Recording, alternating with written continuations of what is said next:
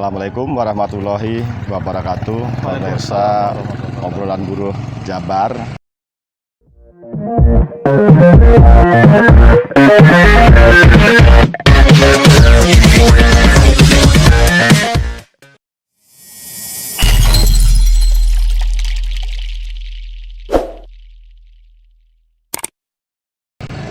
Bertemu lagi dengan saya Muhammad Sidarta.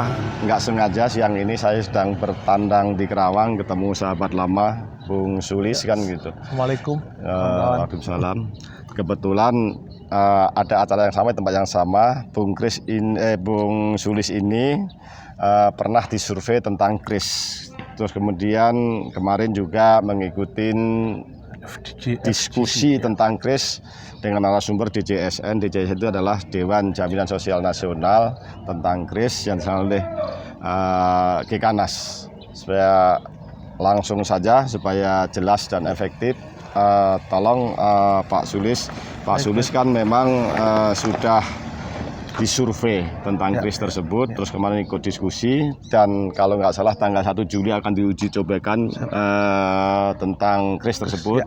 Apakah regulasi tidak selesai? Tolong jelaskan kepada khususnya kaum buruh dan umumnya seluruh rakyat Indonesia, baik yang PBI maupun non PBI, dan jelaskan PBI itu apa, non PBI itu apa, karena masih banyak yang belum tahu. Baik. Silakan. Terima kasih Bung Darta. Assalamualaikum, selamat siang sahabat-sahabatku semuanya. Yang paling tidak tadi tim luar biasa yang saat ini di media massa kemudian sedang kisruh terkait pembahasan tentang kamar rawat inap standar BPJS Kesehatan Tanpa kelas ya. Jadi amanat dari Undang-Undang 40 2004 atau Undang-Undang BPJS 11 2011 tentang bahwa BPJS diamanatkan atau DJSN diamanatkan untuk, dalam itu ada amanat undang-undang yang mengatakan bahwa BPJS itu program jaminan kesehatan itu harus ada namanya untuk memenuhi rasa keadilan, itu untuk membuat satu kelas gitu. Bahasanya satu kelas gitu. Tanpa kelas ya. Tanpa kelas, atau bahasa kawaramat ini tanpa kelas. Kurang lebihnya itu amanatnya seperti itu di dalam Undang-Undang 40 2004 gitu, dan diamanatkan tahun 24 2011. Terkait dengan pelaksanaan itu, kalau nggak salah ada 12 komponen dalam kelas rawat inap standar itu, yang salah satunya adalah membuat satu standarisasi terkait dengan kamarnya. Kamar, jadi satu kamar diisi dengan 4 tempat tidur. Itu luar biasa, tujuan utamanya akan luar biasa. Tapi pada saat sebelum kris ini diuji cobakan, karena kris ini akan diuji cobakan di 1 Juli, berarti besok. Besok sudah mulai uji coba di rumah sakit Kemenkes. Jadi uji cobanya di rumah sakit Kemenkes. Jadi tapi ada sebuah fenomena. Tapi kalau rumah sakit Kemenkes, apakah standarnya sama antara daerah lain, daerah yang satu sama-sama rumah sakit Kemenkes, sama nggak? Ya, harapannya sama. Jadi yang diuji cobakan adalah yang di rumah sakit Kemenkes. Tapi paling tidak saya pada saat menjadi salah satu dari aktivis serikat pekerja yang disurvei oleh universitas yang dikerjasama dengan BPJS Kesehatan pada saat itu sebelum krisnya itu dilaksanakan, yaitu dalam konteks pemberlakuan, mau disurvei atau apa namanya, aspirasi publik atau apa itu namanya. Tapi yang pasti bahwa ada pergeseran dari pada saat saya disurvei dan kemarin yang dipaparkan oleh anggota DJSN yang pada saat FGD di hari Rabu kemarin. Hari Rabu ya, benar, hari Rabu kemarin. Yaitu yang pasti bahwa pada saat saya disurvei itu kelas rawat itu ada 2, dipisahkan yang tadinya kelas 1, 2, 3 menjadi kelas PBI dan non PBI. Nah, ini yang pertamanya. Pada saat saya disurvei saya juga sempat agak protes juga, kenapa harus ada 2 kelas kalau bang itu? Karena apa? Berarti dengan kata lain, kalau ada 2 kelas dengan kelas standar yang 4 itu, maka kelas itu akan setara, yang non PBI itu akan setara dengan kelas 2. Yang saat ini iurannya kelas 1 itu kan 150, kelas 2 itu 100, kelas 3 itu 50, dan disubsidi pemerintah 15.000, jadi sekarang itu 35 yang dibayar rakyat. Nah, kalau yang PBI itu kan yang penerima bantuan iuran yang diiurkan oleh pemerintah untuk rakyat miskin gitu. Padahal yang kelas 3 ini kan juga setengah miskin juga gitu. Banyak sekali yang nggak mampu tapi memaksakan mampu karena ada anggota pekerjanya yang mengalami sakit. Nah, maka pada saat disurvei itu saya juga sampaikan bahwa tidak bisa dalam konteks survei mengesampingkan efek iuran dengan kondisi dengan kris itu. Begitu juga sama dengan kemarin yang disampaikan oleh DJSN, bahwa DJSN hanya menyampaikan kita membuat ringnya terkait dengan kelas rawatnya aja. Untuk iurannya akan dibahas lagi oleh Kementerian Keuangan. Saya bilang nggak bisa itu. Kan karena DJSN itu ya, kan tim ahlinya presiden. Dia membuat regulasi, ya harusnya dialah. Ya, jadi makanya itu saya setuju dengan Pak Darto. Jadi nggak bisa kita ngomongin regulasi ini standar tapi tidak mengesampingkan dengan efek.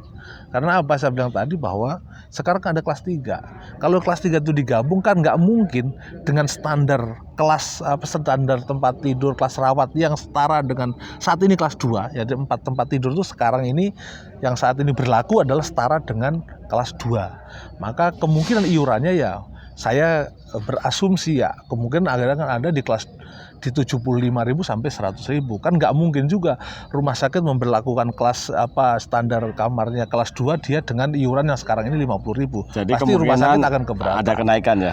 Ya, kemungkinan. Sebagai wakil pekerja setuju atau keberatan kalau dinaikkan? Yang pasti dimanapun kita statement bahwa pada prinsipnya pekerja itu cuma 2. Nggak boleh turun fasilitas, pelayanan, dan nggak boleh membebani atau naik iuran. Itu saja sih. Karena upahnya belum naik-naik. Ya, apalagi sekarang dengan efek omnibus law dan lain-lain itu udah lagi. Dan mungkin Pak Darto, mungkin ini yang harus kita nanti sama-sama teman-teman serikat pekerja, serikat buruh untuk sama-sama kita sikapi bahwa 1 Juli sudah diuji cobakan. Yeah.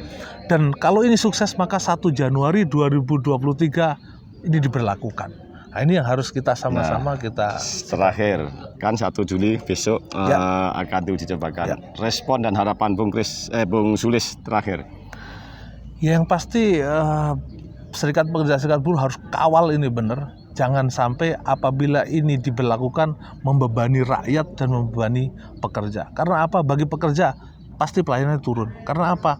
Yang tadinya kita berada di kelas 1 jadi turun di kelas 2. Jadi kelas 2 setara. Iya. Karena apa? Kelas 1 nutupin yang kelas 3 kan gitu. Yang kemarin kita kelas 1 dengan standar 2 tempat tidur satu kamar, 2 tempat tidur, besok akan menjadi 4 tempat tidur 1 kamar, turun kelas. Dan iuran kemungkinan malah naik kan?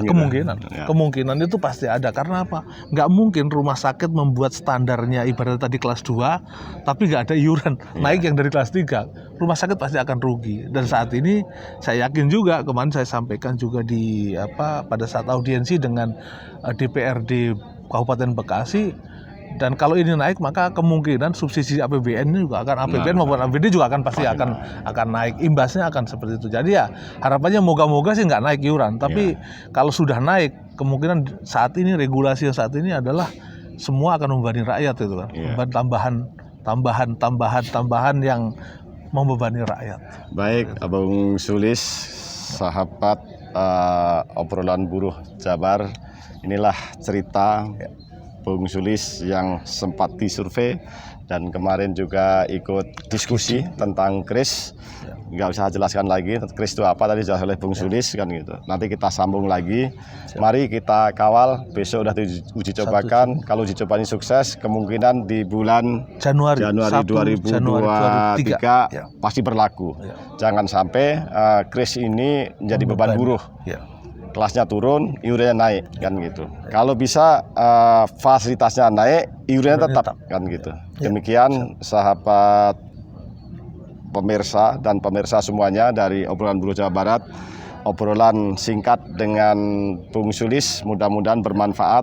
Amin. Memang banyak masalah tentang Undang Ciptaker, P3, upah dan sebagainya banyak gitu. Tapi harus kita hadapi semuanya. Kita berbagi berbagi peran, berbagai fungsi sehingga semua bisa kita hadapi dengan baik dalam rangka memperjuangkan hak dan kepentingan seluruh kaum buruh dimanapun berada di seluruh Indonesia. Demikian, terima kasih. Jangan lupa subscribe, like, dan sebarluaskan supaya nggak ketinggalan informasi penting berikutnya. Terima kasih. Wassalamualaikum warahmatullahi wabarakatuh. Waalaikumsalam warahmatullahi wabarakatuh. Terima kasih Bung Sulis. Sampai jumpa lagi.